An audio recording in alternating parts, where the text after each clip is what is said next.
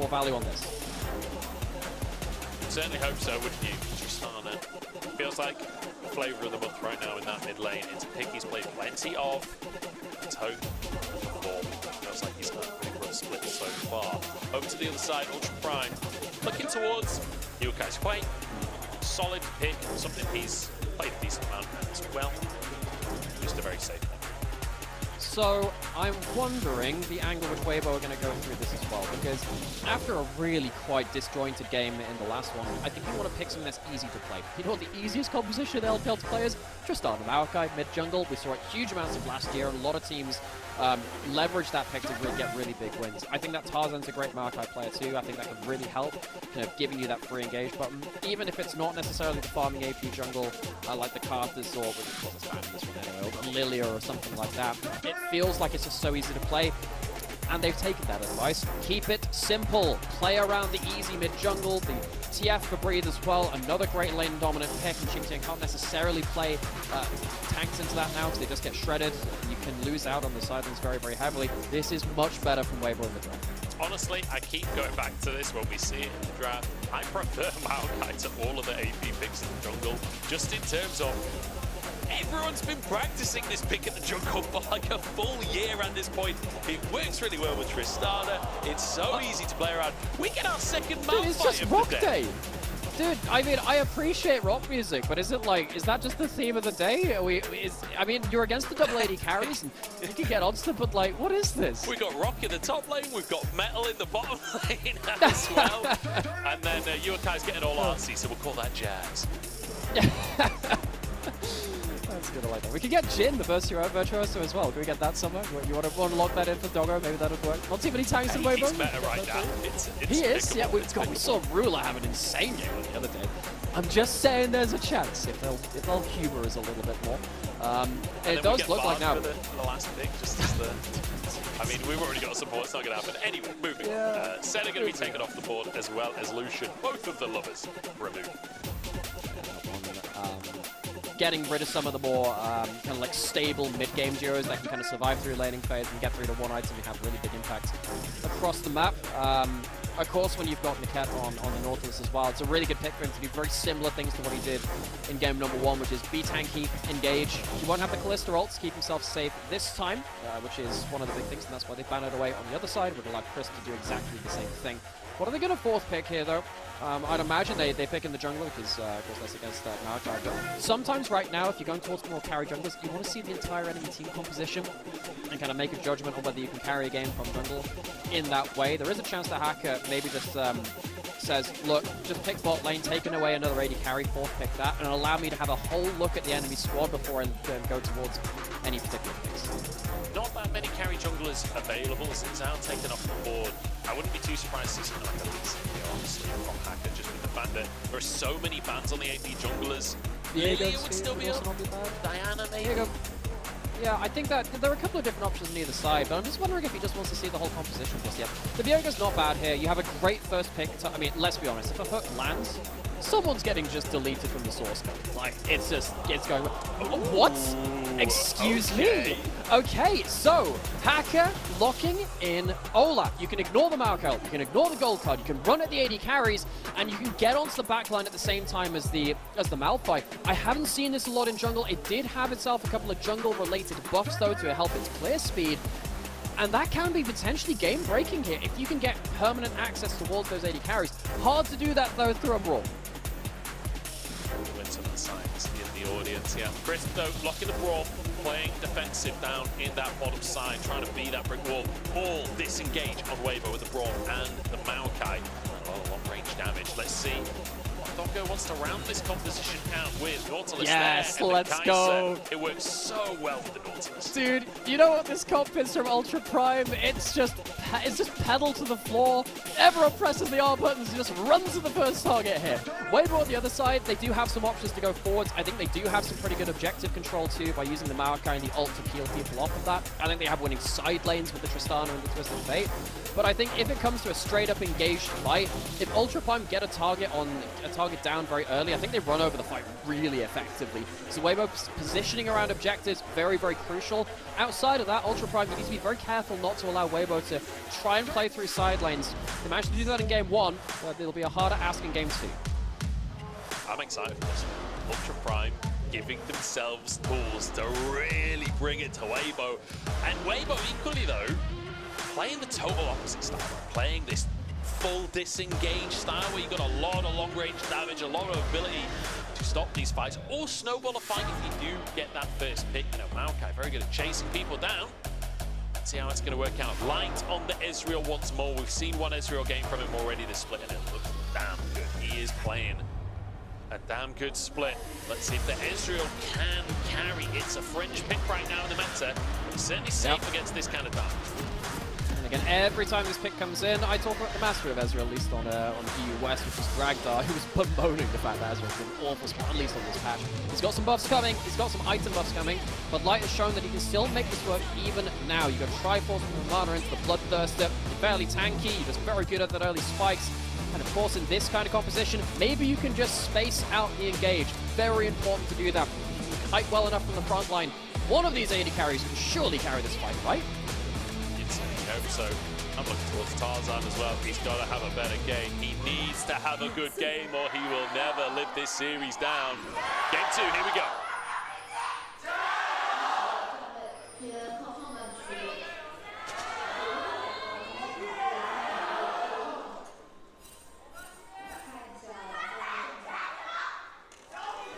Weibo, stacking a brush, not going to find anything on the level 1. One thing I just want to really quickly mention in the AD carry role here, Light has picked the Ezreal.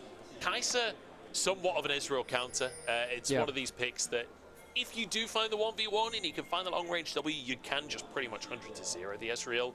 It's all about positioning, it's all about dodging those skill shots, right? But definitely an angle there for Doggo if he can find his moment. Yeah, and we'll see what build Doggo goes towards. We've been seeing Kraken Slayer, Rage Blade, and then Nash's again, where you get like triple upgrade of 3 items. It's very powerful at that point. It can take a little while to come online.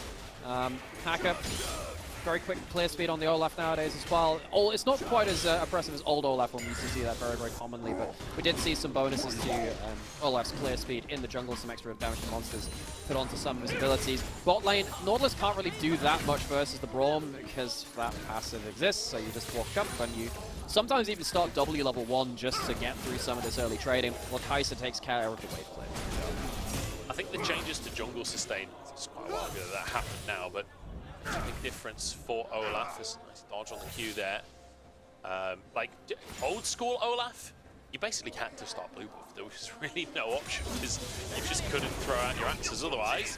Level 2 hit, big damage onto Niket, not quite as much respect as perhaps he needed to give there.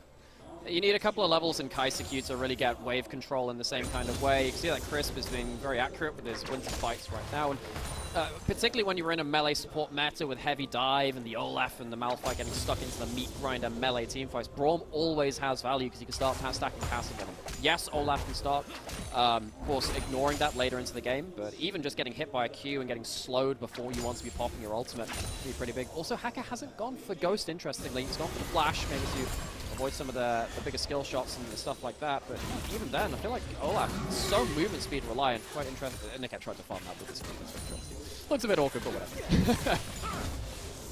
Quite get away with it. Obviously, we mentioned Kai'Sa being a Ezreal counter.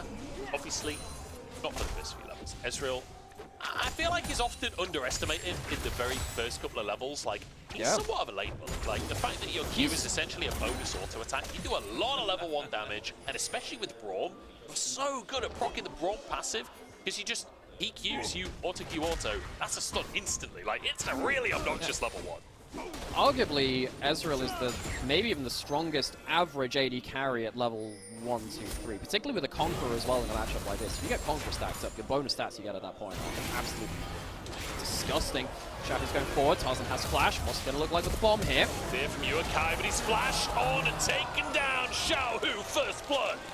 Wait, Hacker's chasing. Oh, wait a second. We got a lumberjack versus a tree. This never ends well for the tree. Hacker flashed away from Tarzan will survive. And I think the damage was just split a bit there. Yuekai flashes Tarzan under the turret. I think he was waiting for the W to do that, but Hacker put his burst onto Xiaohu instead. The QW hits. The passive, not quite enough. No items built up beyond that. Got to be careful getting double tapped by the way. That's where a lot of his damage comes from, that passive afterwards. So Xiaohu survives, got first blood. He's going to be very happy with that, especially after game number 1 of this series. And to be honest, this entire split so far has been looking pretty rough. Good to have a really solid early gameplay to start off with. And I think, you know, there are questions about Xiaohu. He's had basically a full half a year to a year fully where things have looked pretty off for a guy who has such a great track record. And for top players, you're not often allowed that kind of level, that length of time of having poor form.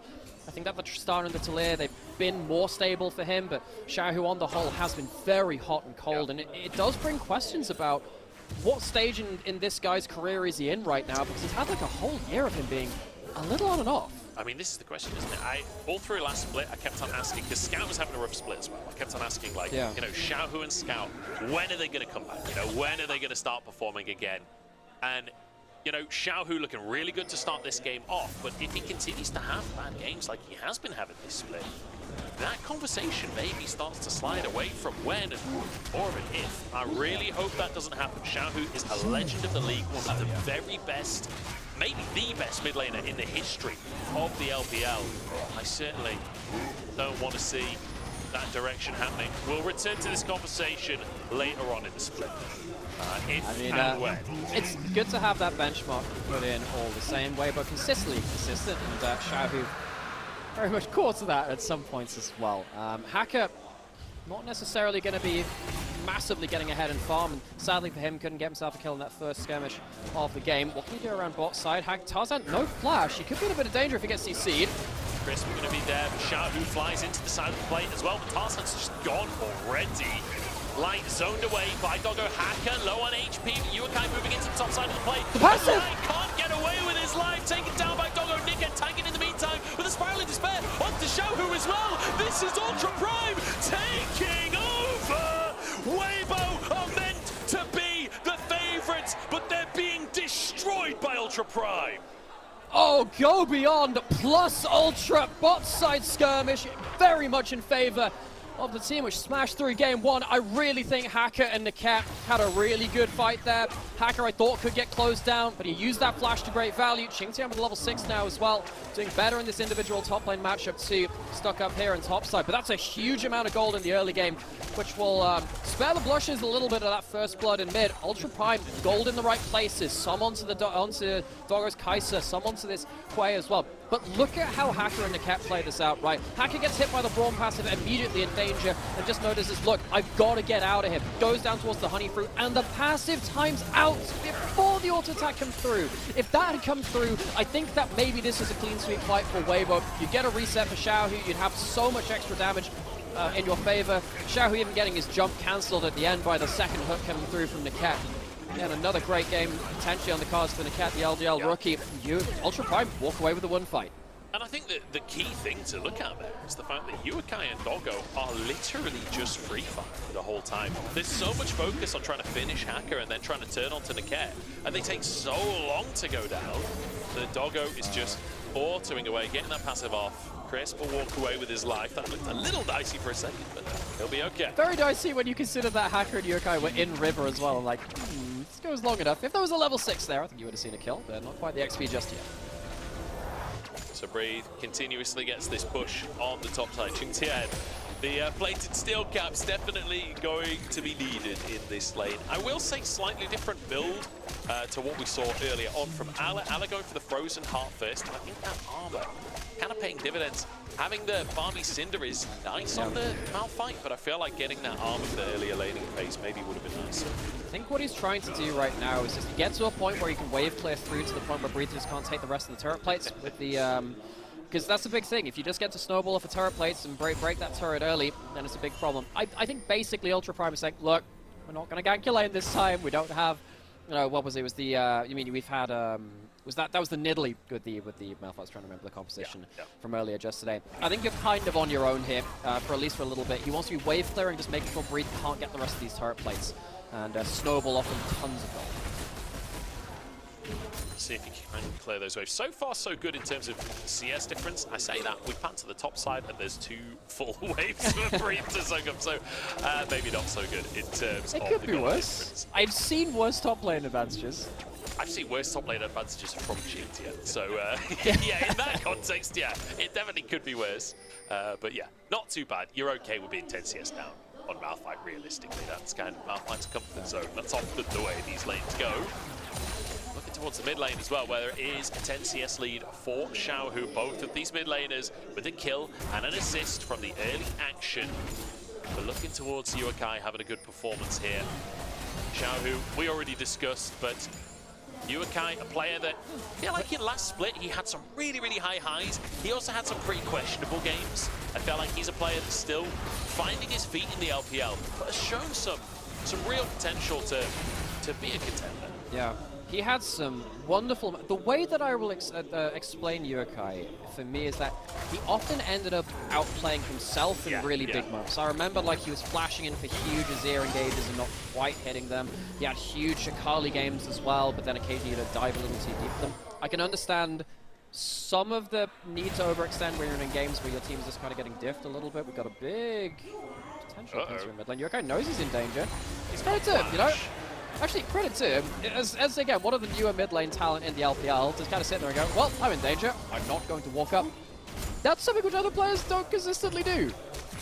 Just having the wherewithal to not int, I feel like it's an underrated skill in professional League of Legends. We see some of the legendary names not necessarily having that skill, so definitely credit to Yuekai for reading the play. It's okay. You can mention that Flandre came back this year as well. You can mention Hey, Flandre, on his World Championship run, one of his biggest strengths was not inting, actually, was playing weak side and just clearing waves and denying dives. We have a dive, potentially, by the way. Again, QingTian has the Barmy Center. He's just trying to clear out the wave ASAP. This is why he's got the Barmy Center. He wants the wave clear ASAP. Has flash, has ult. I think he's stuck under tower, though. Yuekai would have to teleport him for a defensive TP. Can they do that in time? They're trying to stop him from recalling. He has his passive. There'll be a Q to stop this off potentially. Well, the shield passive blocks stop the it, Q, but the yeah, CC the does. Lands gold card comes in. He's got to do a Flandre, but it cannot be done on this one. Twisted advance, even to drop the aggro as well. Nice answer from Ultra Prime though, getting plates in the mid lane. Yeah. And I think QingTian makes the right choice. He says, look, I'm dead. I can teleport in with an ultimate for the next play. So what this means is I think Ultra Prime would rather fight over the grubs if at all possible. But giving over the full first turret and giving money up to Tristana and to the Twisted Fate is a little bit dangerous. Yuekai taking some tower shots, but he'll be recalling for a teleport anyway. This is important though, because when you have the Twisted Fate in the game against these winning side lane matches, you can't give over multiple Void grubs. If they take all 3, it will be a denial of even the more Void Might buff as well. You need 4 nowadays to unlock that one. So this is still strategically pretty okay, and that is a very important moment, because if that Ezreal had taken it, they would have had Void Mites. Yeah, that was about as close as they come, like nearly. Get it, Xiaohu, dived on by QingTian, and Doggo is here to follow up as well. Passive procced, kill for QingTian. I think Xiaohu almost buffered out of that, but he just pressed the W a little short, and so the reaction time was on place with the mouse positioning, not quite. Weibo though, they've just taken top lane, they took plates on bot side, and they go towards mid. Yuekai now getting 1v2'd. Smiling despair onto Breed, and he survives. Oh, the move speed! Tarzan flashes, but not in range for the W. And Yuekai walks away. Great use of the utility spell from Yuekai to get that slipstream, gets the extra movement speed, means that Tarzan can't get in wave, can't get in range, and that's knowledge of the ways kit there. Chooses the right skill for the drop, doesn't go for the shield, goes for the move speed. Football from Tarzan. Yeah, he's not doing well on Twitter today, has to be said. I'm not sure these players are going to help him that much. However, Weibo are ahead. They're 1,000 gold ahead right now. QingTian going to get another plate. No flash, no ult, and there's a Braum coming for him. This is probably a flash Q or a flash auto. I'd imagine this is a dead man. I would say so too. Gets a little bit of movement speed, is in the wave, and he's pretty tanky. That's Crisp's ultimate coming on through. QingTian is going to go down. Takes a while. Okay, it takes a little while, but yeah. In the end, he falls. Sucks. I mean, again, this is just what Malphite does. Tanks up a load of damage. Can't really solo kill at a 1v2 like the Darius can, though. Niket is going towards the spot side. There was, of course, the ult use from Chris, big tool down. But you can see that Weibo have, in the last minute or two, had really good access to tower plates and to just damaging towers. They've just fallen now, but well played for Weibo to pick up a lot of extra gold from about the place. You can see that Ultra Prime, they are getting to their 1 to 2 item spikes themselves now. I think when they get Seraphs on Yuekai, when they get towards, well, looks to be actually a Collector coming through from Doggo second as well. I think that Ultra Prime be ready to burst back with their big ult combo where they kind of send in the entire fleet at once. But for now, Weibo doing well to just keep pushing and keep getting gold. I've got a quick question for you, Alex. Yeah. Now, I'm not typically talking about item builds kind of guy. I leave that to the experts, generally speaking. However, in a game where you're playing Malphite against 380 carries, is Hollow Radiance really the option? Are we really building MR where the only magic damage is Braum and a tank Maokai? So, Ezreal has a little bit, and of course Twisted Fate has some as well. You know what? I can't remember the exact maths on it, but this is something that Adam, top laner for Team BDS, talked about as well, because he was kind of slated for the, he was sledged for this a little bit when he built it on the Malphite stuff. I seem to remember going towards this item isn't actually as bad as it was. I can't remember the exact maths of it though, so if anyone can find some stuff on that, of the actual maths, I'm going to have to correct me on that one. But still, because Malphite gets so much free armor from maxing his W, it's not as bad. Oh, that's a flash. Oh, Tarzan! No flash! The turret! Oh god, it's a disaster. Doggo gets the kill credit as well. Bit of gold into the Kaiser's pocket. 202 on the ping. Weibo should still be able to siege this tower down. Like, it's really good damage down on this Ezreal as Breathe moves in. Xiaohu's here too, but Hacker just want to let it go. Here we go, reinforcements arriving. No! Right between the goalposts. QingTian, he whiffs it, but line goes down anyway. Hacker trying to chase for more at this point, and Chris will walk away. He was just ulting to get into Bobby's Cinder range. Just keep coping. It was for the Bobby Cinder. It was taken for that. He doesn't even have a frozen heart to rely on. Oh, God. QingTian didn't quite have vision of everyone in the brush and maybe thinks he can kind of like mind game Weibo there, but at the end of the day, it's just a miss. They stop the push onto mid lane. They'll save the turret for a wave. I don't think it's going to save it for the grand majority of it. They'll have teleport with no ult for the dragon fight or for the next phase of play. At least Ultra Prime stop the push and get a kill, but the less said about that one, the better. Yeah, I mean, it's still a positive play for Ultra Prime, all things considered. Cat wants to get... Oh, the cancel! Gets after the W. Beautifully done, Xiaohu. He knows he's going down. Just takes their tower. Niket dropping the emotes. He is feeling it. This rookie support is feeling it today. Oh man, I think Niket, he looked at his teammates making it up to LPL before and go like, why aren't I there? I can definitely do this stuff. Fantastic cancel onto Xiaohu. He said, you know, Xiaohu as a player, the last year of his career or so has been very up and down on an individual level. A moment there where he gets the tower, yes, but honestly that cancel, feel like you could just see that, just hold it and be a bit more patient rather, play that one out. Nautilus Hook is fairly telegraphed, all things said and done. I feel a little bit like maybe Xiaohu's tilted in this one. I don't think I've ever said that about Xiaohu before, but these last two plays, like, knowing that you're dead, going for the wave, going for the tower, fair enough, but I mean, Tarzan. You want to talk about that for Xiaohu?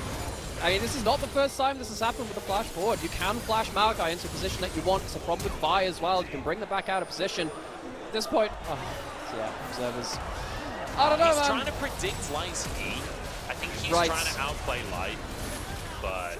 Okay, if you put it like that, I somewhat understand it. You probably could have just held on to the ult until... So this is a big thing with anyone with like big important CC. If someone is already under threat, you don't have to open with your CC at that point. Open with the Q, so you can use it after that point. So I think I as an Ahri main deal with my charm a lot. It's one of the things I appreciate about Rookie and Xiaohu. They're very patient with the charm. QingTian maybe needs to just chill out just a little bit with those ults. Saw 4 targets and the targeting computer just got overloaded, unfortunately. Nice try from QingTian, unfortunately doesn't hit. 7-4 though. Weibo still with a gold lead, 1,000 ahead at this point in the game, but there's 2 Drakes for Ultra Prime. And it's where the gold is that's the problem right now, because Doggo 3-0-2, 2 items already on the Kaiser. Yuekai not far off his second item as well.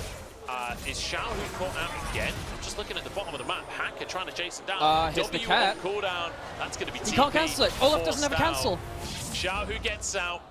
But my goodness, TP and Xiaohu, these positioning errors are just, it's a problem. He has a good individual gold lead, and he's pushed hard to get that, and there's credit to him. He's lucky to get away with that one, though. Not having that global could be very, very important with Dragon spawning in just a minute. He won't have that to play around the map, and particularly because right away from draft, we were very, very outspoken about saying Weibo can win through side lanes. Now, one of the ways you win through side lanes is by using people in side lanes with teleport to get back to a play when it happens. I mean, credit to Xiaohu for drawing the pressure and then teleporting out and living at least, but not having that teleport around one of the most crucial points in the game could be very dangerous.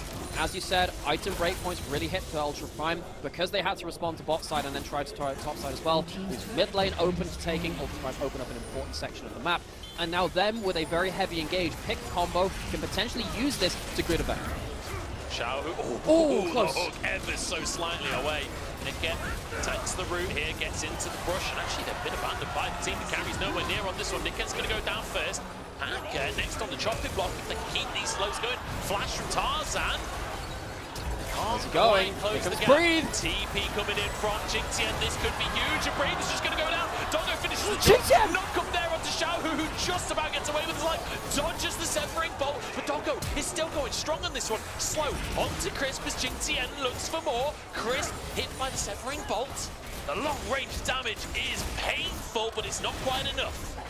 All right, that time QingTian finds the mark, and you see that Weibo, they have a really good ability to chase down the likes of Niket and Hacker, and the first bit of that fight around the red buff, as soon as that hook misses, Niket doesn't have the flash to get out, just use it to go forwards, just use that hook. You can see that Weibo can chase them down, but they over-chase into teleports and the Malphite. You can see that they're not always checking all of the boxes, not checking all of the cooldowns. They're lucky to get away with that one. I thought that Xiaohu might have gotten away with that one for free. Start again. Once again, Niket very, very close to picking out the mid laner of Weibo. But this time, the reaction check is well in hand. Mauerkel, fantastic from Tarzan to at least block out half of that backline, like chunks out some of them as well. See, at the front line, they're not in a great spot when they're on the back foot. That's when things get dangerous. Serious, serious credit to real QingTian for at least splitting out the team with a great teleport. I think as soon as that TF starts landing there and the teleport's coming through, Breathe kind of knows he's messed up. Yeah, Breathe, I think TPing basically at the same time as QingTian, so really, really good response from QingTian, punishing that over-aggression from Weibo. Look at the win percentage on the bottom of the screen. It's so dead even in this game, and this is what we wanted to see. Ultra Prime really stepping up for this series. Weibo being tested, but they will not go down without a fight. Thank God that's the case. Yeah, and we can see that, you know, some big items being hit. We talked about the 2-item spike for Yuekai and Doggo a little earlier. We talked about it for some of the other champions as well. Of course, Ezreal on the huge Triforce Mirror Mana spike. This is the strongest you get as Ezreal in the current meta again. It's not like you can really go towards the Cyrilda's third item like you could in years past. However, the Frozen Heart is also through from QingTian now. It's going to be very important if he is going to be diving into the backline, disrupting and trying to buy time for the rest of his team. Maybe you can ult in range for the Frozen Heart. Drake spawning. This would be the third one for Ultra Prime, but very much a lot of presence on that top side right now. As Hacker moves down towards the Dragon Pits. I mean, there's no presence from either side, really, so he should be able to pretty much Tarzan's already, like, doubled his Drake count from, you know, the streak which he had. He's already got 2, he added an extra one on top. Okay, I've got 3 dragons in this series, that's my job done. We'll give it over now. He's increased his amount of dragons this series by 150%. He was on 2 before the series, now on 3, including game number 1. Yeah. It's been a tough split for Tarzan. Honestly, it's worth talking about, really, that, like, this is a player. Well, we talked about it for Xiaohu, but it definitely applies to Tarzan too. I think you're completely right. You expect a lot more from a player of this caliber. You expect a better performance than what he's been having so far this split. And that's, I feel like, true for a reasonable amount of the Weibo players. I feel like Light is playing pretty well. I feel like Breathe is playing decently. Chris playing pretty decently. I do feel it's the mid-jungle that are the biggest issue for the team right now. I also think on the other side of it too, Light, I think in last year he had a lot more picks which he was comfortable just 1v9ing the late game on. I don't think he's got that same champion pool right now, who's often relied upon by Weibo to say, regardless of what happens with the T-He funny flips and topside, you can carry the late game. I think that's always been the case.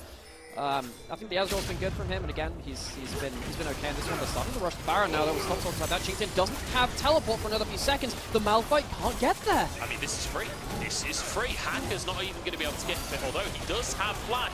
Maybe the Olaf flash comes in after all. Gets the pick, but can't get the spike. Yuekai trying to protect his front line. That's Niket to go down, but Hacker's still moving forwards here. QingTian TP's into the play, but Hacker's just going to go down, and Weibo might just snowball this one. 2 kills for Light here. And Ultra Prime forced away. Baron taken, and 2 bonuses. Oh, they showed QingTian on the wave seconds before he's had his teleport available, and he teleports in as soon as it's available, but it's too late, and he has to ult out of the fight. See that Hacker goes in for the steal, can't quite managing it, and Weibo walk away with what could be a game-breaking advantage at this point. We said they can win through side lanes with the Baron buff on top of it, and with getting the flash away from Hacker so he can't force plays in the next bit too. I think that could be really, really important. Right here, you can see that, you know, QingTian's having to flash, like walk his way over. Way too late though, as you can see this, his teleport still is on cooldown at this point. Niket, Hacker, when they have to go on the back foot, much like we saw around the red buff fight earlier, can't really do that much. A fantastic ult from Tarzan once again to split open the team and lock down the front line. I'm pretty sure Hacker's smite there was 40 damage away from a steal. Oh, that was about as close as they could have come. And honestly, great for Weibo, they got themselves the Baron, but definitely a dicier way to do it, not a consistent way to play the game, 50-50ing the Barons. We've had plenty of top teams to criticise for that before in the past. But nonetheless, they get the Baron, that's what's important in this game right here. 4,000 gold lead for them. Ultra Prime backs against the wall. The flash! Oh god, it's 2 in a row for QingTian. Oh, he flashes, but he's just about on vision out there, and Light wins the hands check. That's going to be really important. No flash now for QingTian to force another fight, potentially around the Dragon coming in 2 minutes. That would be solved for Ultra Prime. They could either have looked to shut down the Baron push with a big engage like that, or they could have looked to fight for the Dragon just after and try and get themselves Hextech Soul. I think that Soul could end up being a game-winning advantage if they can claw it back. They're going to have to do it from a gold deficit now. Weibo, after getting that clutch Baron in a good spot for themselves, and with Light being harder to get to now, get it on his power picks as well, power pointed rather, with his items. I think it's going to be Weibo starting to lock down this map. We've got to see how Doggo can influence things here as well. Obviously, it's going to be difficult during these sieges, but if a good engage can come on through, Doggo full AD on the Kaiser here. 3 items he needs to be the carry, and this could be the opportunity.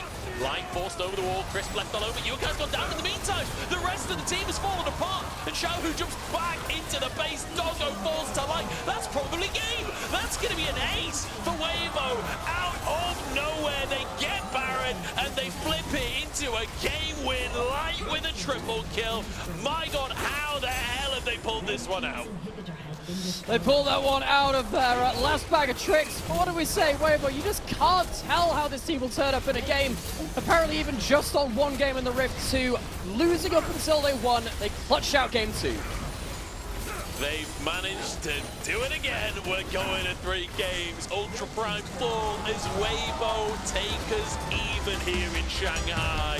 I don't think they're too happy with the win. You can see stoic faces on the players, and understandably so with the amount of pressure that's coming towards these guys from the fans. Not unwarranted pressure either, but they get a win at the end of the day. Make it make sense. Make this team make sense. They ended up being so clutch around that Baron take. If they see one mistake from QingTian showing while his teleport's still on cooldown, they go into a full court press style, they avoid the engage which comes in. After that point, find a game-winning fight on the next evasion of the next big play too. And the game's just over at that point. Like, this is just clutch stuff, but where does it come from? Make it make sense! I really don't. I have no answers for you, I'm afraid, my friend. One thing I will say is we're going to 3 games, and that means this draft probably gets a little bit spicy. It's Fearless draft, and there's a whole bunch of picks that we can't go for. Let's see how it pans out right after the break.